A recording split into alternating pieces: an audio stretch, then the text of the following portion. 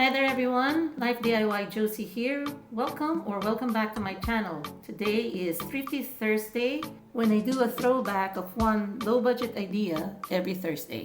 This will be our finished project. It's a wall or over the door organizer. I'm making a ribbon dispenser out of this skinny basket from Dollar Tree. I could fit 15 ribbons, small ones, about 2 inches in diameter. I'm inserting the ends of each ribbon through each slot of this skinny basket. And then I'm inserting a thin dowel rod that I also got from Dollar Tree. I'm also using a second skinny basket to hold some of my yarns.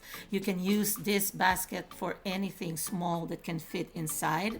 Next, I'm creating this rolled organizer using 4 empty tubes of toilet paper that I'm aligning next to each other on top of this cardboard.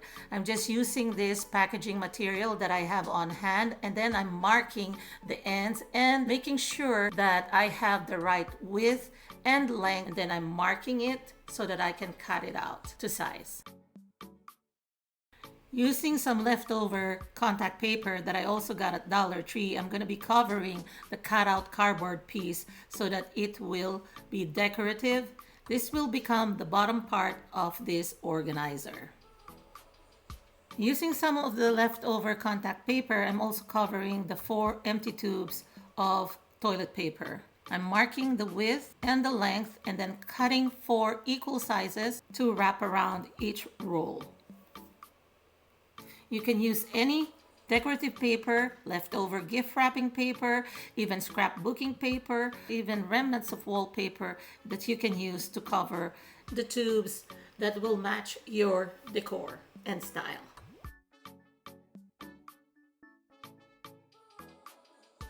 After covering each tube, I am also applying hot glue to the bottom of each tube to attach it to the cardboard that I covered with contact paper.